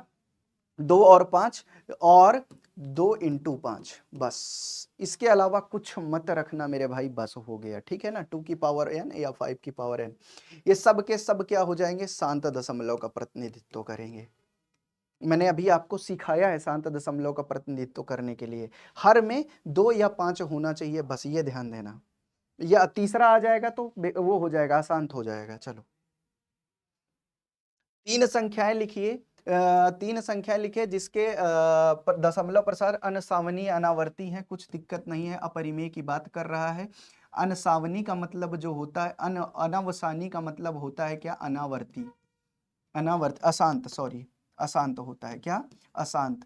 और ये अनावर्ती तो मैंने सिखा ही दिया है, ठीक है ना। तो भैया 3 संख्या लिख दो, एग्जाम्पल दे दो भैया, इसको क्या दे दो, पहली दे दो, मैंने आपको सिखाया 1 0 0 0 1, फिर 0 0 0, फिर 1, फिर 0 0 0 0 1, ऐसे करके लिखते चले जाओ, कोई दिक्कत नहीं है। दूसरा लिख दो, ऐसे ही कर दो, 2 0 2 0 0 2, फिर 0 0 0 2, ऐसे करके लिख दो। फिर तीसरी लिख दो, 3 0 3 0 0 3 0 0 0 3, ऐसे करके लिख दो भैया। चाहे जितनी लिख दो, जितनी आपकी मर्जी उतनी लिखो भाई, कोई दिक्कत नहीं है ना। अब आठवां, 5/7 और 9/11 के बीच 3 अपरिमेय संख्या लिखिए। 5/7 का दशमलव प्रसार करेंगे तो लगभग 0.71 आएगा, और 9/11 का करेंगे तो लगभग 0.81 आएगा। दोनों के बीच में लिखना है 0.71 और 0.81 के बीच की, तो सीधे सीधी बात लिख सकते हैं बेटा। पहली संख्या लिखना 0.72, है ना, 2720, फिर लिख दो, है ना, ऐसे करके लिखना, मैं बता रहा हूँ। 0.727, फिर भैया लिखना 7 7, फिर लिखना 2, फिर लिखना 7 7 7, फिर लिखना 2, फिर लिखना 7 7 7 7, ऐसे करके लिख दो। फिर दूसरी लिख देना 0.73, फिर लिख देना 7 7, फिर लिख देना 3, फिर लिख देना, यह लिख देना ऐसे, या 7 3 लिख दिए, फिर 7 लिख के 3 3 लिख देना, फिर 7 लिख के 3 3 3 लिख देना, ऐसे करके आप लिख सकते हैं। चौथा लिख सकते हो 0.74, फिर लिख देना 7, फिर लिख देना 4 4, फिर लिख देना 7, फिर लिख देना 4 4 4, ऐसे ही करके इस वाले को भी सेम तरीके से बना दो। 0.72, फिर 2 7, फिर 2 2, फिर 7, फिर 2 2 2, ऐसे करके बना दो। 3 ठो लिख दिया मैंने, क्या 7 1 और 8 1 के बीच में है, देख लो दोनों, चाहे जितनी लिख दो, जितनी तुम्हारी मर्जी करे उतनी लिखो, ठीक है ना। 8 हो गया। 9 नंबर, ये कह रहा है अपरिमेय और परिमेय के रूप में वर्गीकृत करें, तो देखो ये तो आपको समझ में आ गया होगा, अपरिमेय अपरिमेय, ठीक है ना। इसमें भी देखो ये लिमिटेड है, बार डैश नहीं लगाना, तो ये भी परिमेय, मैंने कहा ना शांत जितनी भी होंगी कुल परिमेय होंगी, ये भी परिमेय, ठीक है ना। अब देखो √23 का वर्गमूल नहीं निकाला जा सकता, तो ये अपरिमेय हो गई, और भैया √225 का जो होता है वर्गमूल 15 होता है, तो ये परिमेय हो जाएगी मेरे भाई। तो देख लो मेरे भाई, सारी की सारी मैंने बता दी। तो 1.3 तक हम लोगों का खत्म, ठीक है ना, 1.3 तक हम लोगों का खत्म। 1.4 आ जाते हैं। क्रमिक आवर्धन का उपयोग करके 3.765 को दर्शाइए। तो बहुत आसान है बेटा, एक काम करा करो, जैसे ये संख्या लिख लो, ठीक है ना। ये कौन सी है, 3 दिया गया, पहली संख्या पकड़ो जो दशमलव पहले 3 है, तो एक जगह 3 लिख दो, दूसरी जगह 4 रख दो, ठीक है ना। इन 3 और 4 के बीच में क्या क्या संख्या आएंगी, 3.1, 3.2, 3.3, फिर कितना आएगी भैया 3.4, है ना, 3.5, फिर कितनी आएगी भैया 3.6, फिर 3.7। ये दूसरे अंक को पकड़ लिए 0.7 को, बस करो। अब आगे वाली एक और लिख लिया करो, 3.8 लिख लिए। अब हम क्या देखते हैं, कौन से दोनों को पकड़े, 3.78 के बीच में आएगी ये 6, है ना। तो अब इन दोनों को पकड़ो, तो एक को डाल दो भैया 3.7 की श्रेणी में, संख्या रेखा बना दो, एक को डाल दो 3.7, दूसरे को डाल दो बेटा क्या, यही 3.8 डाल दो भैया, ठीक है ना। अब देखो 3.71, फिर हो जाएगी 3.72, फिर हो जाएगी 3.73, फिर 3.74, फिर 3.75, फिर 3.76, फिर 3.76, फिर हो जाएगी 3.77। अब भैया तुम लोग क्या देखते हो, 3.78, फिर तुम लोग क्या देखते हो, फिर इसको जूम करा दो, फिर ये 3.76 और 3.77, 3.76 आ गई ना। अब 5 लाना है अपने को, फिर इन्हीं दोनों को पकड़ो, जैसे ही 3.76 आ जाए, इसी के बाद वाली संख्या को पकड़ लो, फिर एक को यहाँ पे लाओ 3.76, और इधर ला दो 3.77, ये हो गया 3.76 और ये हो गया 3.77। अब इसी के बीच में लिखो जरा 3.761, फिर यहीं से चालू होगी, फिर 3.762, फिर लिख दो 3.763, फिर लिख दो 3.764, फिर लिख दो 3.765, फिर लिख दो 3.766। अच्छा आ गई क्या, देखो 3.765 आ गई, 3.765 आ गई। तो बस क्या काम करो, इसी के ऊपर जो है एक ठो लेंस बना दो, बस हो गया। इसी के ऊपर एक ठो लेंस बना दिया करो, ये लो, ये प्रदर्शित कर दिए हम, खत्म कहानी। यही होता है क्रमिक आवर्धन, क्रम से आई बेटा, देखो ये क्रम से आ गई, है ना, क्रम से आ गई। बहुत ज़्यादा करना है तो यहाँ से एक और बना सकते हो, 1 2, है ना, 0 1 2 3 4 5, ठीक है ना। तो ये 3 और 4 को लिए तो 3 और 4, 4 यहाँ पर चला गया, 3 यहाँ पर आ गया, बस 3 और 4 के बीच में देख लो, बस हो गया, कहानी खत्म। बस देखना हो तो ये सब देख सकते हो, यही होता है उत्तरावर्धन क्रम, बस हो गया, और कुछ नहीं होता भाई, बहुत सरल चीज़ है। तो भैया देखो ये दूसरा सवाल आप अपने से करेंगे, सेम काम है, HW आप अपने से कर सकते हैं इसको भी। अब 1.5 में आ जाओ, निम्नलिखित परिमेय संख्याओं को परिमेय अपरिमेय के रूप में वर्गीकृत करें। तो मैं आपको बताऊं, 2 माइनस का रूट 5 परिमेय, है ना, ये परिमेय संख्या है, परिमेय संख्या है, जरा मुझे बताओ, 2 माइनस रूट 5, 2 माइनस का रूट 5, है ना, अपरिमेय है ना ये। भैया देखो ये अपरिमेय घट गई ना इससे, तो ये अपरिमेय हो गया, अपरिमेय टाइप का रूप हो गया, अपरिमेय हो गई। सेम काम 3 प्लस रूट 23 है, 3 प्लस में रूट 23 है, और फिर बाहर कितना है, माइनस का रूट 23 है, दोनों को घट जाएगा तो ये 3 बचेगा ना, तो 3 क्या हो जाएगी, परिमेय हो जाएगी। तो ये भी संख्या पूरी की पूरी क्या हो गई, परिमेय हो गई, ये परिमेय हो गई। अब देखो 2 रूट 7, तीसरा देखो मेरे भाई, तीसरा देखो मेरे भाई, 2 रूट 7 और बटे में 7 रूट 7, 7 रूट 7 कट गया तो कितना बचेगा, 2/7, ये भी क्या हो गई, परिमेय हो गई, ये भी क्या हो गई मेरे भाई, परिमेय हो गई। अब 1/√2, 1/√2, 1/√2, तो मेरे भाई ये भी क्या हो जाएगी, अपरिमेय हो जाएगी, ये अपरिमेय हो जाएगी, क्योंकि ये बटे में √2, इसका कभी वर्गमूल निकल ही नहीं सकता। 2 पाई, पाई के साथ क्या है भाई, गणितीय चिन्ह है ना, ये गणितीय चिन्ह है तो ये भी हो जाएगी अपरिमेय। मैंने कहा ना गणितीय चिन्ह मतलब अपरिमेय, गणितीय चिन्ह मतलब अपरिमेय, खत्म कहानी, है ना। बस ये हो गया भाई। अब प्रत्येक व्यंजक को सरल करना है तो सरल करना भी सीख लो मेरे भाई, है ना। जैसे 3 प्लस में √3 है, और फिर क्या है भैया, गुणे में 2 प्लस √2 है, देखो कितना आसान है ना। 3 का गुणा पहले इसमें कराओ, 3 का गुणा पहले 2 प्लस √2 में करा लो, फिर क्या लिखा है, प्लस है ना, तो फिर प्लस लगा दो, है ना, ये प्लस लिखा है ना, प्लस लगा दो, फिर √3 बचा है ना, तो √3 का भी गुणा इन दोनों में करा दो, 2 प्लस √2, ये करा दिए। अब देखो कितना आसान है मेरे भाई, 3 का गुणा 3 दूनी 6, प्लस में 3 का गुणा 3 √2, है ना, फिर प्लस लगा है, प्लस लगाओ, √3 3 2 का गुणा तो 2 √3, प्लस में √3 और √2 का गुणा तो √6 आ जाएगा, रूट कितना आ जाएगा, √6 आ जाएगा मेरे भाई। अब तुम लोग क्या देखोगे, अब तुम लोग क्या देखोगे मेरे भाई, देखो, और क्या देख रहे हो, ये 6 हो गया, 6 के साथ कोई जुड़ेगा क्या, नहीं जुड़ेगा, है ना। इसमें सजातीय पद जुड़ते हैं, इसमें सजातीय पद जुड़ते हैं मेरे भाई, देखो सजातीय कोई है क्या, कोई है क्या, नहीं दिख रहा है। इसके साथ √2 है, इसके साथ √3 है, ये √6 अकेले है, ये 6 है, तो भैया यही हमारा सरल हो गया, यही हमारा व्यंजक हो गया, सरल हो गया, बस यही आंसर हो जाएगा, है ना। सजातीय पद जुड़ेंगे, अगर कहीं √2 होता यहाँ पे √2 तो वो जुड़ जाते। अब जैसे ये ले लो, 3 प्लस √3 है, 3 प्लस √3 है, और 3 माइनस का √3 है, तो भैया आप पढ़े होंगे a प्लस बी और a माइनस बी क्या होता है मेरे भाई, तो ये होता है a² माइनस का b², कितना हो जाएगा मेरे भाई, a² माइनस का b², तो ये कितना होगा, 3 का स्क्वायर और माइनस का √3 का स्क्वायर, उस वैसी तरह इसको a मानो, इसको b, इसको a, इसको b, तो 9 माइनस का 3 बराबर कितना आएगा, 6। ऐसे ही करके इन सब को करा सकते हो, इसमें 2 का कराओगे तो ये आ जाएगा 2√5 और प्लस में 2√2, ये आंसर हो जाएगा। इसको आप अपने से कर लेना HW पे, ठीक है ना। 2 सवाल हो गए, ऐसे ही करके आप कर सकते हो, है ना।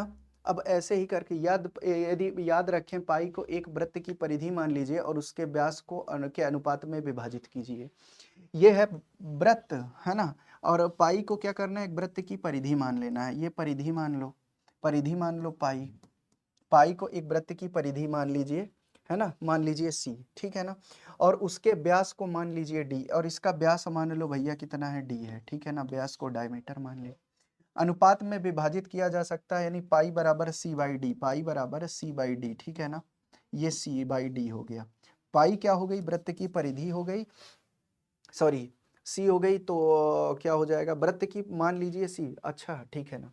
याद रखें पाई एक वृत्त की परिधि मान लीजिए सी, परिधि को मान लिया मैंने सी, ठीक है ना, और ये हो गया डी, ठीक है ना, ये हो गया डी। तो पाई बराबर सी बाई डी इस तथ्य का खंडन प्रतीत करता है कि पाई ए का परिमेय है, इसका विरोधाभास कैसे करेंगे? अरे बहुत आसान सा सवाल है। पाई बराबर कितना होता है, सॉरी वो क्या होता है मेरे भाई, वो क्या होता है मेरे भाई, आपको पता ही होगा कि वृत्त की परिधि क्या होती है, 2 पाई आर होती है। बस हो गया, शांति से पाई बराबर सी बाई डी हो गया। ये क्या लिखा हुआ है, सीधी बात ये परिमेय के रूप में लिखा हुआ है, कहानी खत्म करो इसकी। बहुत आसान सा सवाल था। HW पे इसको कर लेना बेटा, ठीक है ना, परिमेय। और ये रूल 9.3 को संख्या रेखा पर दर्शाना है। बहुत आसान सवाल है, जितना दिया हो 9.3 इतनी ही रेखा खींच लो। अच्छा इतनी ही मत खींचो, 1 सेंटीमीटर और बढ़ा लो, 1 सेंटीमीटर और बढ़ा लो। मान लो इसका नाम रख लो ए, बी रख लो, और इसका मान रख लो सी। 1 सेंटीमीटर बढ़ाना बस, ज़्यादा नहीं। 1 सेंटीमीटर बढ़ा लिए। अब कुछ मत करो बेटा, इसका तुम क्या करो, अर्धक ले लो। अर्धक लेना सबको आता होगा। इसकी आधे से अधिक की दूरी ले लो, इसकी आधे से अधिक की दूरी ले लो, ठीक है ना, आधे से अधिक की दूरी ले लो, ठीक है। जो भी यहाँ पे दिया रहेगा उतने ही सेंटीमीटर खींचना तुम लोग भी, चाहे जितने का दे दे बेटा, ठीक है ना। आधे से अधिक की दूरी ले लो प्रकार से, और इधर एक चाप लग जाएगा, एक नीचे लग जाएगा। सेम चाप इधर से तुम लोग लगा दो, इधर से तुम लोग लगा दो, बी को पकड़ो और सेम चाप लगाओ ये और ये, ठीक है ना, सेम चाप लगाओ ये और ये ऐसे लगेगा बेटा, ठीक है ना। तो कुछ जब तुम बनाओगे तो कुछ एक ये ऐसी रेखा काटेगी, ऐसी रेखा ये बीच से इसके काट देगी, ठीक है ना। अब फिर तुम क्या करो, ये आधा आधा हो गया, दोनों आधा आधा हो गया। अब भैया तुम इस पॉइंट को पकड़ो, इस पॉइंट को डी बनाओ, और प्रकार यहाँ रखना, प्रकार की नोक, और सीधे से ये मिलाती हुई एक रेखा खींच देना। क्या, ये मिलाती हुई एक रेखा खींच देना, जो सी तक मिलाना मेरे भाई, सी तक ही मिलाना है, ठीक है ना, सी तक मिलाना है मेरे भाई, समझ गए। कहाँ तक मिलाना है, सी तक मिला देना है। अब मेरे भाई ये जो पॉइंट पकड़े हो, यहाँ से 1 सेंटीमीटर की रेखा खींच देना, कितने की, 1 सेंटीमीटर, कितने डिग्री पे, 90 डिग्री पे, है ना, 90 डिग्री पे, ठीक है ना। क्या करोगे, 90 डिग्री पे रेखा खींच दोगे। अब क्या काम करना मेरे भाई, थोड़ा सा इस रेखा को और आगे बढ़ा लो, और इस रेखा को दूरी मान के इस पर एक क्या करना भैया, एक ये ऐसे खींच देना, इसको दूरी मानना, और बस ऐसे ही इसको ही दूरी मानना, और बढ़िया से पूरी की पूरी वो चला देना, बस हो गया, प्रकार चला देना। यही हो गया तुम्हारे रूट 9.3 का प्रदर्शन। बहुत आसान प्रदर्शन रहता है इसका, ठीक है ना। अब चलो आगे देख लेते हैं। निम्नलिखित हरों को तर्क संगत बनाए। तर्क संगत का मतलब होता है, पहला सवाल है जैसे 1/√7 है ना, परिमेयकरण करना। परिमेयकरण, तर्क संगत क्या करना है, परिमेयकरण करना है, परिमेयकरण करना है, ठीक है ना, परिमेयकरण करना है। रेशनलाइजेशन कैसे करते हैं, जो यहाँ पे संख्या दी हो उसी को अंश और हर में मल्टीप्लाई करा दो बस। √7/7 ये हो गया भैया, कहानी खत्म। दूसरे की 1 में कितना, √7 माइनस √6 दिया है, कुछ मत करो, जो यहाँ पर दिया है संख्या, जो हर में दी हुई संख्या है उसी से मल्टीप्लाई कराना है। √7 जैसे हम माइनस है ना, तो इसको प्लस करा देना, जब भी कोई साइन दिखे तो साइन को चेंज कर देना, √7 प्लस √6 करा दो। ए प्लस बी, ए माइनस बी, नीचे ए प्लस बी, ए माइनस बी बनाना है बस। √7 प्लस में √6 आ जाएगा, ये ए प्लस बी, ए का स्क्वायर बनेगा √7 का स्क्वायर, और बी का स्क्वायर बनेगा √6 का स्क्वायर। तो क्या कराओगे मेरे भाई, √7 और प्लस में √6, और बटे में 7 माइनस का 6 बराबर कितना आएगा, √7 प्लस में √6। अब भाई मैं डायरेक्ट बताऊं, जैसे 7 6 दे दिया ना, ऊपर 1 दे दिया, तो सीधे सीधे इसका जो परिमेयकरण होता है √7 प्लस √6 होगा। अब जैसे इसका √5 प्लस √2 दिया है, तो इसको जब कराएंगे तो इसका जो परिमेयकरण होगा √5 माइनस √2 आएगा, इसका √7 प्लस √2 आ जाएगा। बस इसको इसको करा लेना बेटा, तुम लोग होमवर्क पे HW पे करा लेना। बहुत आसान सवाल है। मैंने कहा कुछ मत करना, जो हर में दिया हो उसी को लिख देना, बस जब माइनस दिया हो तो प्लस कर देना, प्लस दिया हो तो माइनस कर देना, और ऊपर नीचे दोनों गुणा कराना, है ना।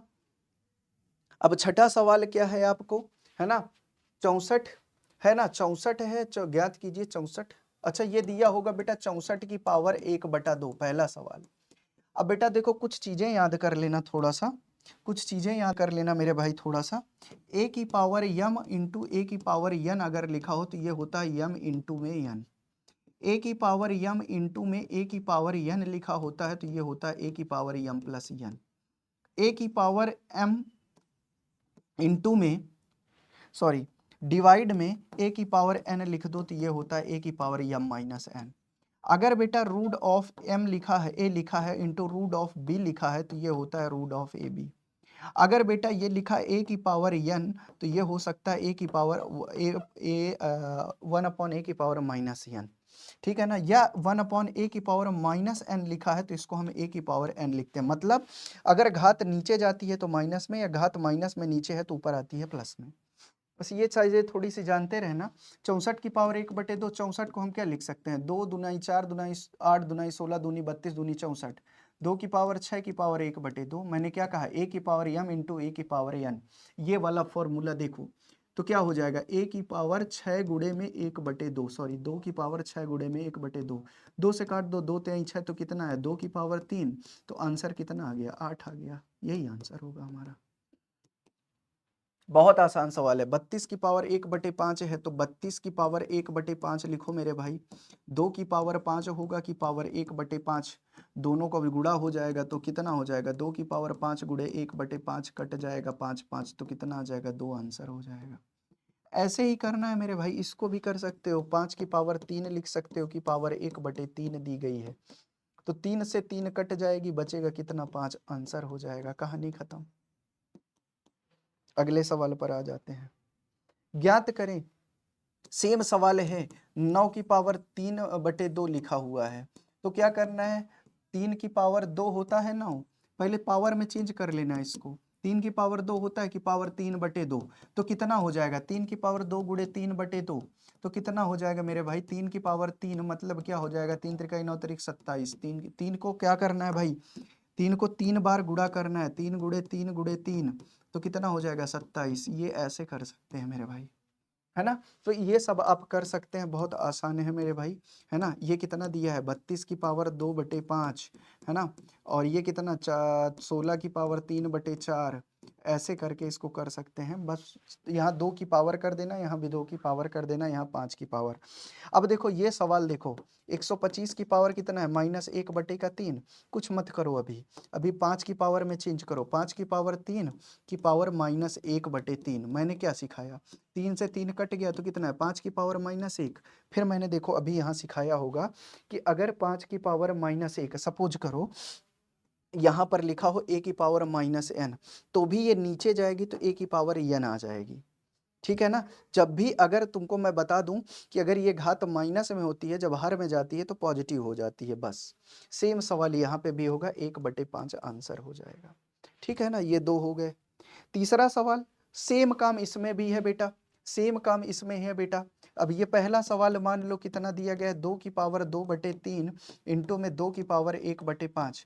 अब देखो सवाल देखो, मैंने तुमको सिखाया है यहाँ पर, अगर a की पावर m हो और a की पावर n हो तो a की पावर m प्लस n, मतलब आधार बराबर हो तो घातें जुड़ जाती हैं गुणा में, ठीक है ना। अब देखो आधार बराबर है, बीच में गुणे का साइन है, ये पॉइंट तो गुणे का साइन, ठीक है ना, तो जुड़ जाएंगे आधार, तो 2 की पावर 2/3 प्लस 1/5 कितना हो जाएगा मेरे भाई। अब आगे देख लो तो 2 की पावर कितना, 3×5=15, और कितना 3×5=15, 5 दूनी 10 प्लस में 5 3 15 3, तो 2 की पावर कितना हो जाएगा 13/15। ऐसे करके इसको आंसर करना है, ठीक है ना, ऐसे करके इसको आंसर करना है, ठीक है ना, ऐसे करके इसको आंसर करना है। ये रहा आंसर, ये ऐसे ही करके सारे सवाल आप कर सकते हैं। तो बच्चों ये रहा आपका पूरा का पूरा बढ़िया जो है चैप्टर नंबर 1 कंप्लीट है, तुम्हारा पूरा का पूरा सवाल आपका हो गया। एक लगभग बच्चे मैंने आपको सवाल सॉल्व कराया 1.1 से लगा के 1.35 तक, पूरा का पूरा 6 तक करा दिया, 1.6 तक। और उसके बाद बच्चों मैंने आपको संख्या तथा संख्याओं के प्रकार पूरा का पूरा पढ़ा दिया, एक एक अक्षर पढ़ा दिया मेरे भाई। इससे ज़्यादा आपके चैप्टर 1 में कुछ नहीं है ना। जो चीज़ें नहीं थी कुछ चीज़ें मैंने एक्स्ट्रा भी करवा दी हैं। तो सभी लोगों को नमस्कार, जय हिंद, राम राम। मिलते हैं फिर अगली क्लास में चैप्टर नंबर 2 बहुपद के साथ। सभी लोग जुड़े रहें, जिससे बेटा आपकी पूरी की पूरी तैयारी हो जाए, और बढ़िया से तैयारी हो जाए मेरे भाई, बढ़िया से तैयारी हो जाए, पूरा का पूरा पढ़ाया जाएगा आपको, ठीक है ना, पूरा का पूरा पढ़ाया जाएगा आपको। तो चलते हैं, फिर मिलेंगे अगली क्लास में। तब तक सभी को बाय बाय, नमस्कार, जय हिंद। सभी लोगों को जय हिंद है बेटा, ठीक है ना। चलो भैया चलते हैं, फिर मिलेंगे अगली क्लास में।